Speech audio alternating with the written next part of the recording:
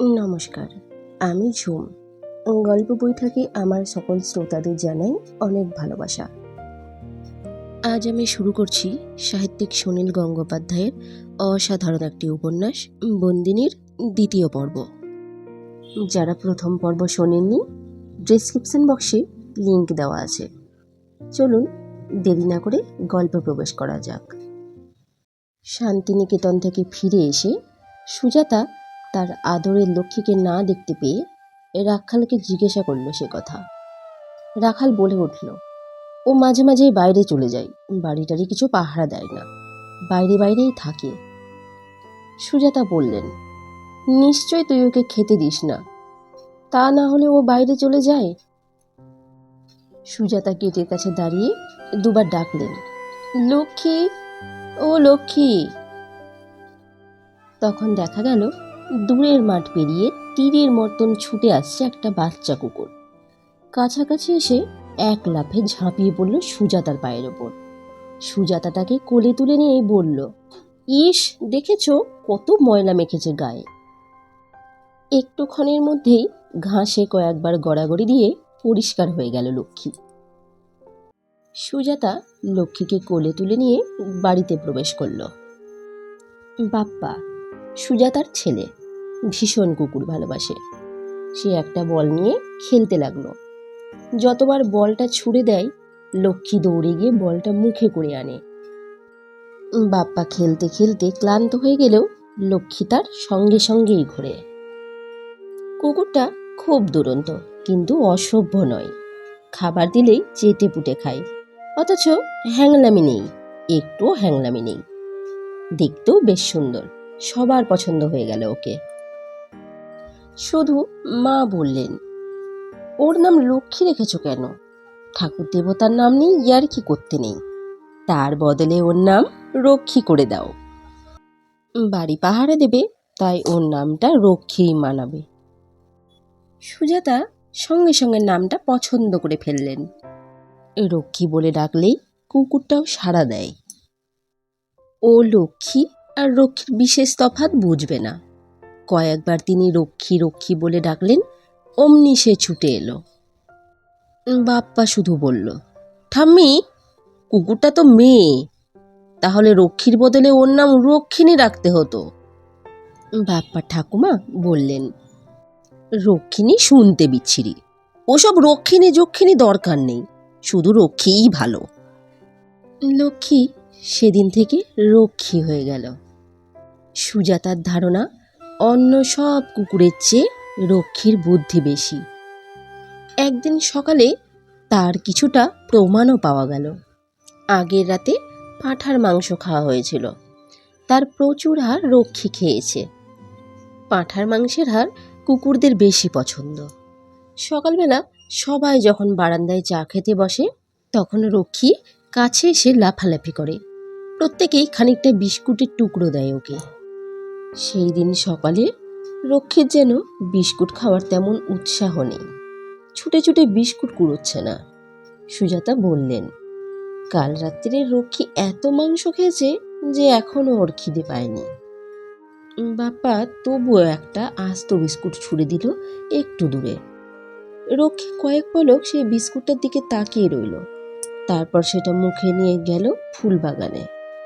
সেখানকার নরম মাটি খুঁড়ে একটা গর্ত বানিয়ে ফেলে, তার মধ্যে রাখলো বিস্কুটটা, আবার মাটি চাপা দিয়ে দিল। বাপ্পা বলল, ও কি বিস্কুটটাকে পুতলো নাকি? ভাবছে বিস্কুটের গাছ হবে। মহিম বললেন, না রে, ও বিস্কুটটা জমিয়ে রেখে দিল, পরে খাবে। বাপ্পা অবাক হয়ে জিজ্ঞাসা করল, বাবা, জন্তু জানোয়াররা এরকম খাবার জমাতে জানে? আগে তো কখনো দেখিনি। সুজাতা বললেন, দেখলে তো ওর কত বুদ্ধি। শান্তিনিকেতন থেকে চলে আসার সময় সকলেরই একটু একটু মন খারাপ লাগে। রক্ষী প্রত্যেকেরই পায়ে এমনভাবে মাথা ঘষে যেন বলতে চাই, যেও না, যেও না। তবু তো যেতেই হয়। 1 মাস বাদে আবার ফিরে এসে সুজাতা দেখলেন রক্ষী বাড়িতে নেই। এবার গেটের কাছে গিয়ে ডাকাডাকি করতেও সে এলো না। রাখালকে জিজ্ঞাসা করতেই সে বলল, ও কুকুরটা কিছুতেই বাড়ির মধ্যে থাকতে চায় না, গেটের তলা দিয়ে কখন বেরিয়ে যায়, অন্যের বাড়ি গিয়ে বসে থাকে। সুজাতা ধমক দিয়ে বললেন, নিশ্চয়ই তুমি ওকে ভালো করে খেতে দাও না, না হলে অন্যের বাড়ি যাবে কেন? ওর খাবার জন্য তো তোমাকে আলাদা টাকা দিই। মহিম বুঝতে পারলেন রাখালকে ধমকে লাভ নেই। রাখাল কুকুর ভালোবাসে না, রক্ষীকে ও প্রথম থেকেই অপছন্দ করছে, সেই জন্য মনে করে নিয়মিত খাবার দেয় না। কুকুরেরা ঠিক বুঝতে পারে কে ভালোবাসে আর কে ভালোবাসে না। পোষা কুকুর নিজে শিকার করে খেতে জানে না। মানুষ যদি খাদ্য না দেয় তাহলে ওরা অসহায়। সুজাতা অনেকক্ষণ রাগারাগি করলেন, তারপর নিজেই পাড়া খুঁজতে বেরোলেন। রক্ষীকে কোথাও পাওয়া গেল না। অন্য 2-3টে কুকুর খাদ্যের লোভে সন্ধ্যের দিকে বাড়ির বাইরে ঘোরাঘুরি করতে লাগলো। পরদিন সকালবেলা দেখা গেল গেটের কাছে শুয়ে আছে রক্ষী। তার এই অবস্থা দেখে মহিম আর সুজাতা আঁতকে উঠলেন। তার চোখের দৃষ্টি করুণতায় ভরা। সুজাতাকে দেখে সে কোনো ক্রমে উঠে দাঁড়িয়ে এগিয়ে আসার চেষ্টা করল। কয়েক পা এসেই ঢলে পড়ে গেল মাটিতে। এই 1 মাসের মধ্যেই সে অনেকটা রোগা আর লম্বাটে হয়ে গেছে। তার পিঠের একদিকে বিরাট ঘা, সে ঘা একেবারে দগদগ করছে, রস গড়াচ্ছে, দেখলে ঘেন্না করে। সুজাতার কান্না এসে গেল। তিনি বললেন, এইরকম অবস্থা কি করে হলো ওর? কে মারলো ওকে? সুজাতার ঘেন্না নেই। তিনি রক্ষীকে কোলে তুলে এনে শুইয়ে দিলেন বারান্দায়। নিশ্চয়ই রক্ষী অনেক দিন খেতে পায়নি। তিনি কয়েকখানা বিস্কুট এনে রাখলেন তার সামনে। রক্ষী খাবার চেষ্টা করেও পারল না, যেন বিস্কুট চিবোবার শক্তিও নেই তার। তখন সুজাতা নিয়ে এলেন 1 বাটি দুধ। এমন একটা কু শব্দ করল রক্ষী, যেন সুজাতা তার মা আর সে সুজাতার মেয়ে। কাছাকাছি অন্য একটা বাড়ির কেয়ারটেকার ভৈরব এসে বলল, গোয়ালাপাড়ার একটা বাড়ির লোক রক্ষীর গায়ে গরম ফ্যান ঢেলে দিয়েছে, সেই জন্য রক্ষীর ওই রকম ঘা হয়েছে। তা শুনে সুজাতার চোখে কান্না এলো আবার। ওইটুকু একটা কুকুর, অমন সুন্দর চোখ, তার গায়ে কেউ গরম ফ্যান ঢেলে দিতে পারে? এমন নিষ্ঠুর মানুষ হয়? সুজাতা নিজের হাতে ওর সেবা করতে লাগলেন। গরম জলে তুলো ভিজিয়ে ওর ক্ষতস্থানটা পরিষ্কার করে দিলেন। তারপর যেই মলম লাগিয়ে দিতে লাগলেন, রক্ষী অমনি তা চেটে খেয়ে ফেলল। সুজাতা আবার মলম লাগিয়ে ব্যান্ডেজ বেঁধে দিলেন সেখানে। বারবার রক্ষীকে খাওয়াতে লাগলেন দুধ। এক এক সময় ক্ষত স্থানটা যন্ত্রণায় রক্ষী আর্তনাদ করে, সুজাতার কাছ থেকে পালিয়ে যেতে চায়। সুজাতা বোলপুরে গিয়ে কুকুরের ডাক্তারের খোঁজ করলেন, তা অবশ্য পাওয়া গেল না। একটি ডাক্তারখানার লোক বলল, মানুষের ওষুধে কুকুরের কাজ হয়। এবারে বেশি দিন থাকার উপায় নেই। মহিমকে আবার বিদেশে যেতে হবে। এবার সুজাতাও সঙ্গে যাবেন 6 মাসের জন্য। কিন্তু সুজাতার খুব মন খারাপ। রক্ষীকে এইভাবে রেখে যাবেন কি করে? রক্ষীকে সঙ্গে করে কলকাতা নিয়ে যাওয়া অসম্ভব। মহিম বললেন, 3-4 দিনে রক্ষী তো অনেকটা সুস্থ হয়ে গেছে, দেশি কুকুর, ওরা কত মার খায়, এমনিতেই ভালো হয়ে যাবে। সুজাতা আরও বেশি টাকা বরাদ্দ করে গেলেন রক্ষীর জন্য। রাখালকে বারবার বললেন, প্রত্যেক দিন যেন 2 বেলা দুধ খাওয়ানো হয় ওকে, আর সপ্তাহে 2 দিন অন্তত মাংস। 6 মাস বাদে ফিরে এসে শোনা গেল রক্ষী মারা গেছে। ঠিক কিভাবে সে মরেছে তা বলতে পারল না রাখাল। সুজাতারা চলে যাবার দুদিনের মধ্যেই রক্ষী আবার বেপাত্তা হয়ে গিয়েছিল। অনেক খুঁজেও তাকে পাওয়া যায়নি। কে যেন বলেছিল খালের ধারে মরে পড়ে আছে একটা কুকুর। সেটা আর দেখতে যায়নি রাখাল। এবার আর কাঁদলেন না সুজাতা। মরেই গেছে যখন, তখন আর ভেবে লাভ কি? তিনি নিজেও তো রক্ষীকে পুরো সেবা যত্ন করতে পারেননি, এটাই ভাবলেন সুজাতা। রাখাল রক্ষীর সেবা যত্ন করবে না, এ তো জানা কথাই। আস্তে আস্তে রক্ষীর কথা মন থেকে মুছে গেল। তারপর কেটে গেল আরও 1 বছর। একদিন দুপুরবেলা সারা আকাশ ঢেকে গেছে কালো মেঘে, মাঝে মাঝে বিদ্যুৎ চমকাচ্ছে। তারই মধ্যে মহিমের বেড়াতে যাবার শখ হলো। কলকাতা শহরে তো এতখানি বর্ষার আকাশ দেখা যায় না। মাঝপথে বৃষ্টি এলেও ক্ষতি নেই, একদিন না হয় ভেজা যাবে। সুজাতার বাড়ির পেছনটাই ফাঁকা মাঠ ছিল। এখন দূরে দূরে দুটো একটা করে নতুন বাড়ি তৈরি হয়েছে। তার ওপরে গাছপালা ঘেরা একটা গ্রাম। সেই দিকেই বেড়াতে গেলেন মহিম আর সুজাতা। হাঁটছেন আস্তে আস্তে, নতুন বাড়িগুলো দেখছেন।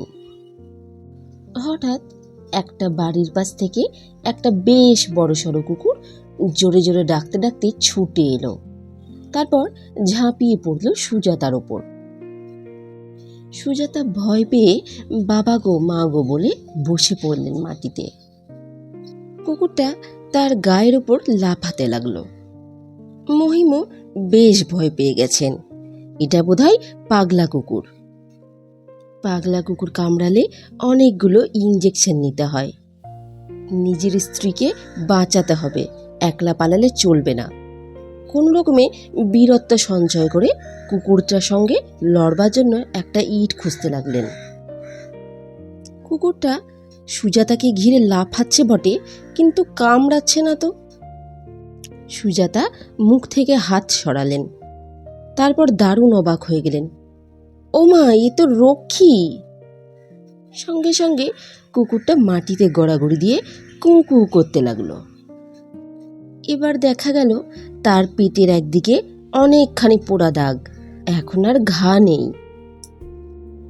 এই কুকুরটা তাহলে সেই রক্ষী। সে মরেনি। এতদিন পরেও সে সুজাতাকে দেখা মাত্র চিনতে পেরেছে। রক্ষী অবশ্য এখন অনেকটা বড় হয়ে গেছে, তাকে কোলে তোলা যায় না। সুজাতা আদর করে মাথায় হাত বুলিয়ে দিতে দিতে বললেন, মানুষই মানুষকে বেশি দিন মনে রাখে না, কুকুরটা আমাদেরকে মনে রেখেছে। ওকে এবার কলকাতায় নিয়ে যাব, আর কোনো দিন চোখের আড়াল করব না। ঠিক তখনই 14-15 বছরের একটা ছেলে একটা বাড়ি থেকে বেরিয়ে এসে ডাকলো, দুখিয়া দুখিয়া। কুকুরটা তখন সুজাতাকে ছেড়ে ছেলেটার কাছে চলে গেল। আবার সুজাতার কাছে ফিরে এসে তার পায়ে মাথা ঘষল। মহিম ছেলেটিকে জিজ্ঞাসা করলেন, এটা কি তোমার কুকুর? ছেলেটি বলল, হুম। সুজাতা বললেন, এটা আসলে ছিল আমাদের কুকুর, তুমি খুব ভালো ছেলে, একে বাঁচিয়েছ। ছেলেটি আর কোনো কথা বলল না। ও কুকুরটাকে আবার দুখিয়া বলে ডাকলো। তারপর কুকুরটাকে নিয়ে জড়িয়ে ধরে বাড়ির ভেতর নিয়ে গেল। বন্ধ করে দিল লোহার গেট।